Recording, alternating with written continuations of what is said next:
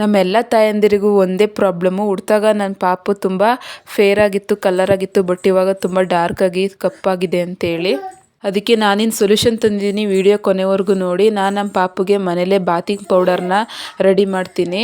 ನಾನಿಲ್ಲಿ ಒಂದು 150 ಗ್ರಾಮಷ್ಟು ಕಡಲೆಬೇಳೆ, ಹಾಗೆ ಒಂದು 100 ಗ್ರಾಮಷ್ಟು ಹೆಸರು ಕಾಳು, ಹಾಗೆ ಒಂದು 2 ಅರಿಶಿನ ಕೊಂಬು, ಹಾಗೆ ಒಂದು 2 ರೆಡ್ ರೋಸ್ ಪೆಟಲ್ಸ್ನ ನಾನಿಲ್ಲಿ ತೊಗೊಂಡಿದ್ದೀನಿ.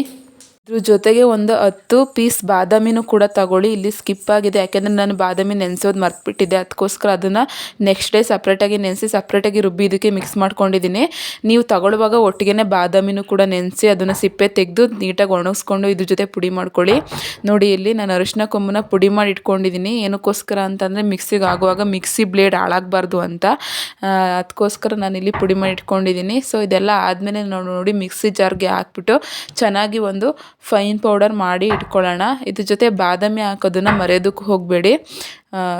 ಮಿಸ್ ಮಾಡಿದೆ ಅದನ್ನು ಕೂಡ ಇದಕ್ಕೆ ಸೇರಿಸಿ, ಅದು ಕೂಡ ಒಂದು ಒಳ್ಳೆ ಸ್ಕಿನ್ಗೆ ಒಳ್ಳೆ ಕಲರ್ ಕೊಡುತ್ತೆ ಮತ್ತು ಒಳ್ಳೆ ಸ್ಕಿನ್ನ ಸಾಫ್ಟಾಗಿಡುತ್ತೆ. ನೋಡಿ, ಇಲ್ಲಿ ಈ ಥರ ಪುಡಿ ಆದರೆ ಸಾಕಾಗುತ್ತೆ. ನೀವು ಬೇಕಾದರೆ ಇನ್ನೂ ಸಾಫ್ಟಾಗಿ ಬೇಕು, ಇನ್ನೂ ಪೌಡರ್ ತುಂಬ ಸಾಫ್ಟಾಗಿ ಬೇಕು ಅಂತಂದರೆ ಜರಡಿ ಇಟ್ಕೊಳ್ಳಿ.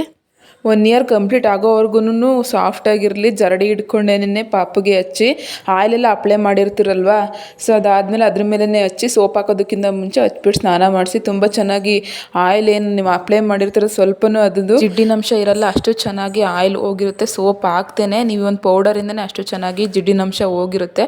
ಅದಾದಮೇಲೆ ಬೇಕಾದರೆ ನೀವು ಸೋಪ್ ಹಾಕಿ ವಾಶ್ ಮಾಡಿ. ಈ ಒಂದು ಪೌಡರಿಂದ ಸ್ಕಿನ್ ಸಾಫ್ಟ್ ಆಗುತ್ತೆ, ಹಾಗೆ ಬೇಬಿ ಸ್ಕಿನ್ ಗ್ಲೋ ಬರುತ್ತೆ. ಬೇಕಿದ್ರೆ ಒಮ್ಮೆ ಟ್ರೈ ಮಾಡಿ ನೋಡಿ. ಚಿಕ್ಕವರು ಅಂತಲ್ಲ, ದೊಡ್ಡವರು ಬೇಕಾದರೆ ನೀವು ಬಾತಿಂಗ್ ಪೌಡರ್ ಆಗಿ ಯೂಸ್ ಮಾಡ್ಬೋದು. ಡೆಡ್ ಸ್ಕಿನ್ ಸೆಲ್ಸ್ನ ತೆಗೆದು ನಮ್ಮ ಸ್ಕಿನ್ನ ಗ್ಲೋ ಮಾಡುತ್ತೆ.